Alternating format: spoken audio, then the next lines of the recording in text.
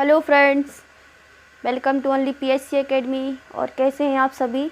आशा करती हूँ आप सभी अच्छे ही होंगे और मज़े में होंगे, क्योंकि कल दिवाली है तो बहुत सारी शॉपिंग भी हो गई होगी आप लोगों की। ठीक है, और दिवाली की तैयारियाँ भी ज़ोर शोरों पर होंगी, तो वो तो खैर होना ही है। ठीक है, तो लेकिन आज तो हमको पढ़ाई करनी पड़ेगी, है ना। आज हम पढ़ाई करते हैं, कल से आपकी छुट्टी है। 2-3 दिन के लिए छुट्टी मनाइए और ऐश करिए अपने परिवार के साथ। ठीक है, तो सबसे पहले तो आप सभी को दीपावली की बहुत बहुत शुभकामनाएं। ठीक है, कल है लेकिन आज एडवांस में ही बोल लेती हूँ, दीपावली की बहुत बहुत शुभकामनाएं। अपने परिवार वालों को भी मेरी तरफ से दीपावली की शुभकामनाएं दीजिएगा। ठीक है, चलिए तो हम स्टार्ट करते हैं अपनी पढ़ाई। बातें तो फिर बाद में होती रहेंगी। तो हम कहाँ थे, मतलब हमने पिछली क्लास में क्या देखा था? मौर्य वंश। मौर्य वंश को जाना। मौर्य वंश में भी हमने देखा था कि यह वंश एक वंशानुगत शासन चल रहा था। इसमें कैसा चल रहा था? एक ही वंश के अलग अलग राजा बनते जा रहे थे, और पूरा कालक्रम कब से कब तक था? 324 से 187 ईसा पूर्व के लगभग। उसके बाद आया मौर्योत्तर काल।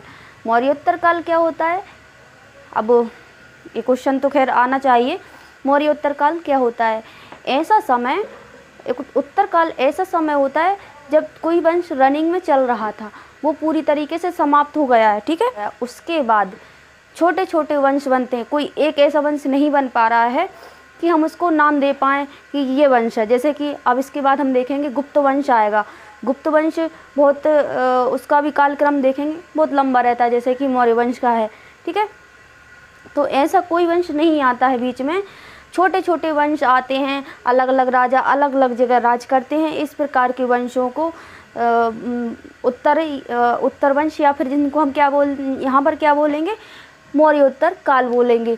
ऐसे ही इसमें वंश थे, आप देखेंगे अलग अलग वंश। कहीं शुंग वंश चल रहा है, कहीं सातवाहन वंश चल रहा है। इस प्रकार से अलग अलग वंशों का अलग अलग जगह शासन चल रहा है। ठीक है, तो मध्य प्रदेश में भी क्या हुआ था? चल रहा था, मौर्य वंश था। उस समय मध्य प्रदेश में अपने आप को एक ग्रामीण से नगरीय व्यवस्था में बदल लिया था। ठीक है, वो कौन कौन से उनको देखते हैं? एरण, त्रिपुरी, महिष्मती, भागल, विदिशा, अवंती। इस प्राचीन और वर्तमान नाम पिछली क्लासेस में हम देख चुके हैं। ठीक है, तो ये नगर थे, इन्होंने अपने आप को विकसित अवस्था में ले आए थे। ठीक है, विकसित नगर बन गए थे ये। ठीक है, अब हम देखते हैं शुंग वंश।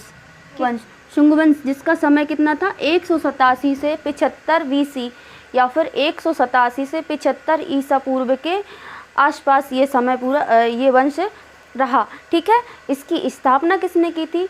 स्थापना पुष्यमित्र शुंग ने की थी। स्थापना किसने की थी? पुष्यमित्र शुंग ने की थी। पुष्यमित्र शुंग ने क्या किया? जो मौर्य वंश का अंतिम शासक था बृहदत्त को निपटा दिया और उसका शासन हथिया लिया। ठीक है, अपनी भाषा में यही बोलेंगे ना, किताबी भाषा में क्या बोलेंगे? पुष्यमित्र शुंग ने बृहदत्त की हत्या करके वहाँ पर शुंग वंश की स्थापना की थी। ठीक है, तो क्या किया? पुष्यमित्र शुंग ने बृहदत्त की हत्या करके शुंग वंश की स्थापना की थी। चलिए, ये वंश स्थापित हो गया। पुष्यमित्र शुंग का पुत्र था अग्निमित्र। क्या नाम था उसका? अग्निमित्र। अग्निमित्र विदिशा का प्रांतपति था। जिस प्रकार हमने मौर्य वंश में देखा था, मौर्य वंश में अशोक उज्जैन का प्रांतपति था। अशोक उज्जैन का प्रांतपति बना था, बाद में 11 वर्षों तक रहा था। अवंती में क्या चल रहा था? विद्रोह चल रहा था। तब अशोक ने वहाँ का विद्रोह दबाया और वहाँ का 11 वर्षों के लिए प्रांतपति नियुक्त किया गया था। ठीक है, उसी प्रकार पुष्यमित्र शुंग का बेटा अग्निमित्र विदिशा का प्रांतपति था। अब देखते हैं कालिदास जी के, तो आप जानते ही होंगे। खैर, कालिदास जी को कौन नहीं जानता है। कालिदास जी ने एक ग्रंथ लिखा है जिसका नाम है मालविका अग्निमित्र। मालविका अग्निमित्र। मालविका अग्निमित्र, अग्निमित्र हैं जो अग्निमित्र की एक प्रेमिका थी। ठीक है, इनका एक से प्रेम प्रसंग चल रहा था जिनका नाम था मालविका। क्या नाम था? मालविका। तो कालिदास जी को ये काम सौंप दिया, चलो तुम हमारी प्रेम प्रसंग लिख दो। ठीक है, कालिदास जी चले तो इनके ऊपर से एक पूरा ग्रंथ ही लिख दिया और उसका क्या नाम दे दिया?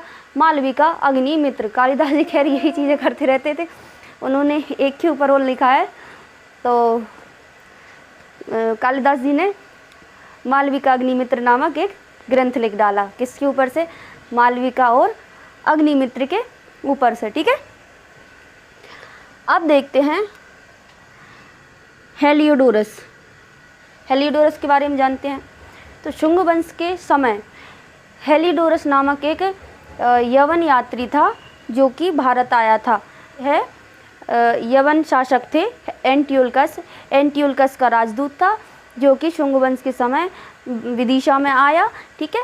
और विदिशा में एक शासक था भागवत या भागभद्र, ठीक है। इसके दरबार में यह आया था। तो हेलियोडोरस था वह उस समय भागवत धर्म से काफ़ी प्रभावित हुआ था, ठीक है। और जैसे कि शुंग वंश में आप देखेंगे, शुंग वंश के समय भागवत धर्म अपनी अच्छी स्थिति में था, ठीक है। अब भागवत धर्म अपनी अच्छी स्थिति में था। कब था? शुंग वंश के समय पर। तभी हेलियोडोरस आ गए। हेलियोडोरस भागवत धर्म से इतने ज़्यादा प्रभावित हो गए कि इन्होंने वहाँ पर एक स्तंभ भी बनवा डाला। क्या बनवा डाला? एक स्तंभ बनवा डाला, ठीक है। और उसी स्तंभ को आज हम जानते हैं हेलियोडोरस स्तंभ। या फिर जैसे हमारे यहाँ एक खास बात यह रहती है, कोई भी चीज़ चलती है या फिर इंसानों का नाम हो या फिर कोई भी चीज़ का, उसका लोकल नाम तो हो ही जाता है। मतलब किसी भी इंसान का नाम कुछ भी रख देंगे, उसी प्रकार से किसी भी जगह का नाम अपने अकॉर्डिंग बदल देते हैं। तो वहाँ पर इसका नाम क्या कर दिया? खम्बा बाबा, ठीक है। तो आप क्या याद रखेंगे? खम्बा बाबा। और विदिशा जाएंगे आप तो देखिएगा ये स्तंभ वहाँ पर है। खैर मैंने तो नहीं देखा अभी, लेकिन कोशिश करूँगी, कभी गई तो ज़रूर देखूँगी, ठीक है। तो एंटियोलकस का राजदूत था, कौन था?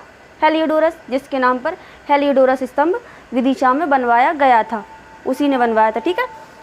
फिर इसी समय क्या हुआ था? शुंग वंश के ही समय सांची का स्तूप। सांची का स्तूप कब बना था? कब बना था? चलिए मैं बताती हूँ।